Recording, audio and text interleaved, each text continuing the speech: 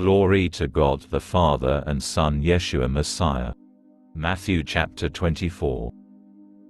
The temple to be destroyed. As Yeshua left the temple and was going away, his Talmidim came and called his attention to its buildings. But he answered them, "You see all these? Yes. I tell you, they will be totally destroyed. Not a single stone will be left standing." Two questions of the disciples. When he was sitting on the Mount of Olives, the Talmidim came to him privately. "Tell us," they said, "when will these things happen? And what will be the sign that you are coming, and that the Olam Hazeh is ending?" The tribulation. Yeshua replied, "Watch out. Don't let anyone fool you. For many will come in my name, saying, 'I am the Messiah,' and they will lead many astray. You will hear the noise of wars nearby and the news of wars far off. See to it that you don't become frightened. Such things must happen, but the end is yet to come. For peoples will fight each other, nations will fight each other, and there will be famines and earthquakes in various parts of the world. All this is but the beginning of the birth pains. At that time you will be arrested and handed over to be punished and put to death, and all peoples will hate you because of me. At that time many will be trapped into betraying and hating each other. Many false prophets will appear and fool many people. And many people's love will grow cold because of increased distance from Torah. But whoever holds out till the end will be delivered.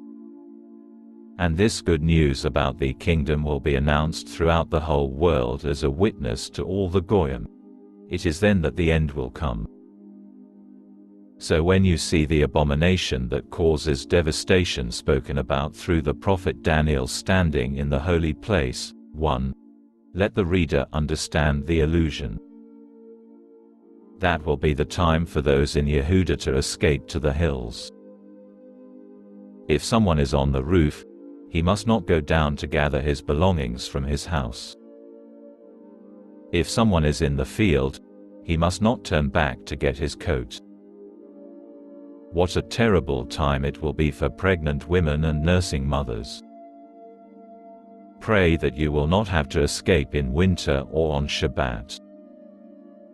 For there will be trouble then worse than there has ever been from the beginning of the world until now, and there will be nothing like it again. 2. Indeed, if the length of this time had not been limited, no one would survive. But for the sake of those who have been chosen, its length will be limited. At that time, if someone says to you, "Look, here's the Messiah," or "There he is," don't believe him. For there will appear false messiahs and false prophets performing great miracles, amazing things, so as to fool even the chosen, if possible. There, I have told you in advance.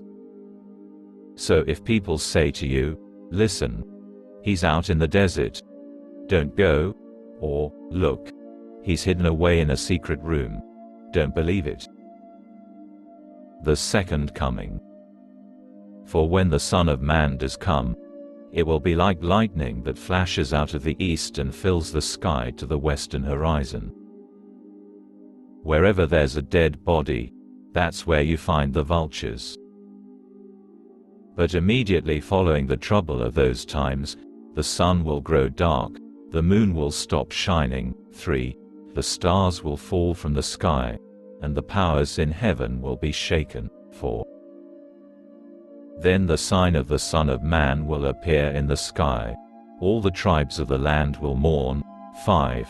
And they will see the Son of Man coming on the clouds of heaven with tremendous power and glory, 6. He will send out his angels with a great shofar, 7. And they will gather together his chosen people from the four winds, from one end of heaven to the other.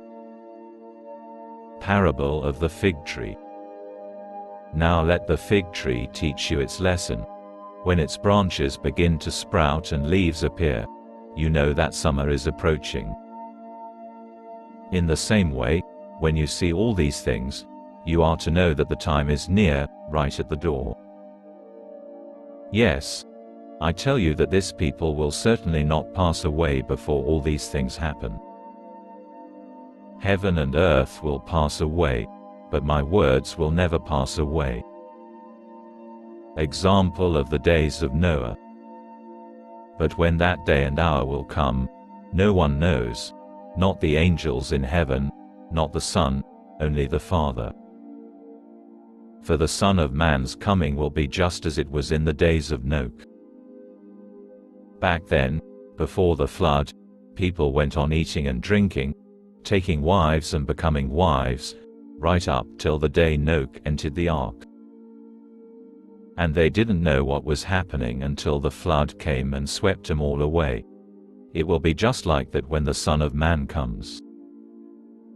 Then there will be two men in a field, one will be taken and the other left behind. There will be two women grinding flour at the mill, one will be taken and the other left behind. So stay alert, because you don't know on what day your Lord will come.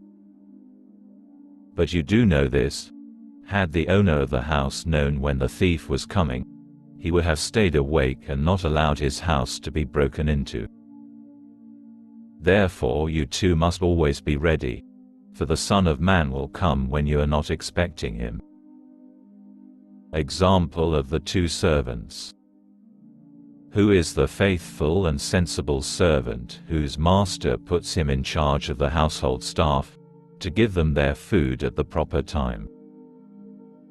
It will go well with that servant if he is found doing his job when his master comes.